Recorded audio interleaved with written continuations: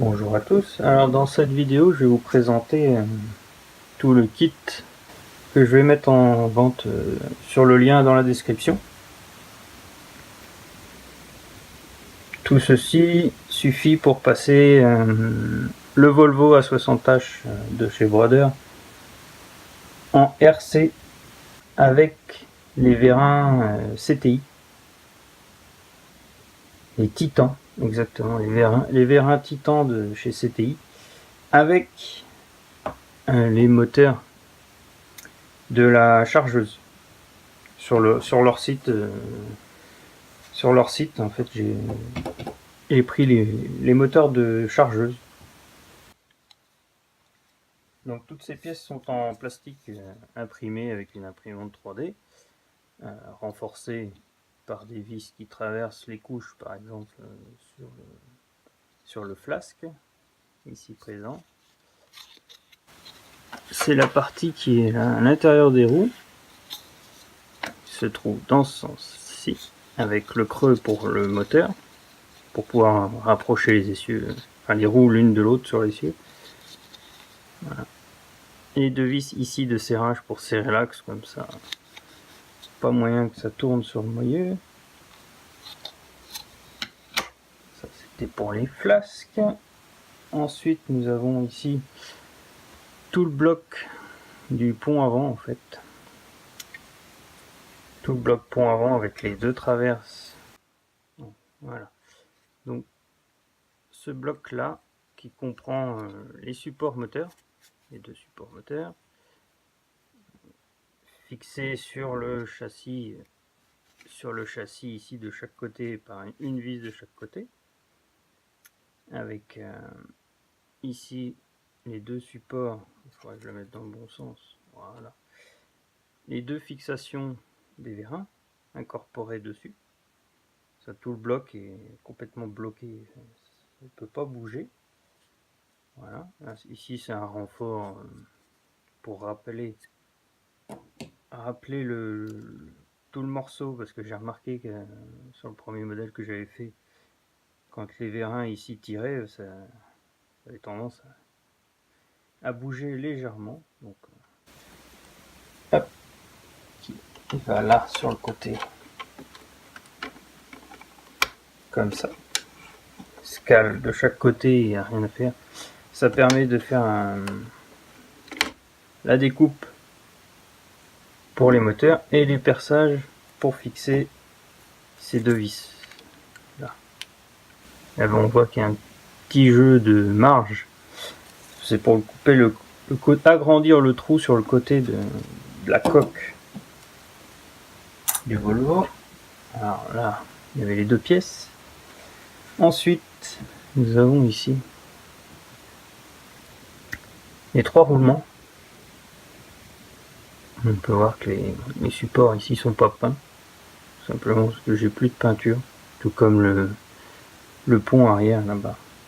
Il n'est pas peint non plus, mais tout sera peint à la bonne couleur dans le kit. Donc là, les trois roulements, le plus épais avec la finition fermée, qui va ici dans le trou. Il y en a un juste au-dessus, on ne peut pas voir ici, c'est celui-ci. Et le troisième, avec toutes les petites encoches pour aller dans le haut de la cabine. En fait, voilà, là c'est bien le haut de la cabine. Donc on a cette pièce là qui vient ici pour que, une fois la cabine reposée, elle s'emboîte sur la petite pin qui est là, le morceau de direction qui est là avec le roulement du haut, toc, premier roulement en bas et le dernier en dessous. Voilà, ça fait tout ça, ce qui fait que pour la direction il n'y a pas du tout de jeu, ça force pas, ça tourne tout seul. Donc on continue sur ce morceau là. Donc on a les deux passages de câbles qui vont à l'autre bout, voilà, pour traverser, faire passer les câbles électriques pour les vérins et les moteurs à l'intérieur. Comme ça, il n'y a pas de câble visible dehors. Les moteurs de direction se prennent ici, de chaque côté. Bien évidemment, il y a les petits blocs qui vont dedans. De chaque côté, les rallonges. La rallonge qui est ici, on ne voit pas vraiment en fait. Voilà, pour rallonger le vérin, pour avoir une meilleure descente en fait, que le vérin pousse à fond, comme j'ai pu l'expliquer sur l'autre vidéo de présentation. Donc là, pareil, avec les deux petites tiges en laiton qui se mettent dedans, une en bas pour tenir le moteur. Ici, on a l'encoche du moteur parfaitement pour qu'il reste bien droit en fait dessus, comme ça il n'y a pas du tout de jeu. Ici, c'est plus ou moins en triangle le bout. Donc, une fois dedans, ça épouse parfaitement le plat au bout, et ce qui fait que le vérin ici, il bouge pas en fait. Ensuite, nous avons les ponts arrière.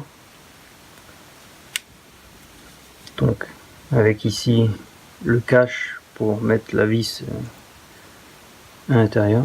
Ouais, j'ai pas la rondelle là, mais la vis qui va à l'intérieur, qui tient le point avant. Ici, nous avons les petites vis qui permettent de tenir sur les balanciers. Sur le balancier qui est là derrière, qu'il faut couper d'ailleurs un tout petit peu le bas. Ça, je ferai une autre vidéo sur tout ce qu'il faut couper. Il n'y a pas énormément, mais vu que c'est des points précis, je ferai une autre vidéo. Donc là, il suffit de mettre les moteurs et ils rentrent à fort. Ils rentrent à fort à l'intérieur. Et on peut voir que ça bouge parce qu'il n'y a pas le câble à l'intérieur. Si on enlève les deux vis, on peut voir qu'il manque encore de la peinture. En enlevant ces deux vis là, en fait, tout le bloc, la moitié ici, tout le bloc là s'enlève. Et du coup, on met le moteur, on soude les fils à l'intérieur. C'est pour ça que le cache qui s'enlève, c'est pratique parce que les fils viennent à l'intérieur et ils ressortent par le petit trou qui est ici, pour aller se cacher dans la partie supérieure. Donc c'est le même principe, les deux moteurs qui se tiennent avec les vis ici, le fil qui passe à l'intérieur, et ici il y a un bras de rappel en plus. C'est de la déco, hein. Il y avait sur le modèle d'origine, donc j'ai remis. Et là on peut voir que pareil, il y a le petit cache pour la vis qu'il n'y a pas ici. Il faut que je le change. J'ai fait la modif, mais je l'ai pas fait ici. Donc voilà, celui-ci n'est pas peint, mais dans le kit tout sera peint. Et le petit morceau qui est là, en fait, il va à l'intérieur. Je vais pas pouvoir le faire voir, mais il va à l'intérieur simplement pour que la vis tienne droit. Voilà. Que ça bouge pas parce que sinon, bah, il y a tout ce trou là en fait. Donc ça permet de caler la vis. Alors voilà pour la présentation du kit. Maintenant je vais vous mettre un accéléré d'impression de certaines pièces, pas toutes, je les ai pas toutes, mais en accéléré bien sûr parce que chaque pièce prend pas mal de temps. Par exemple, dans ce morceau là il y a 4 pièces en fait.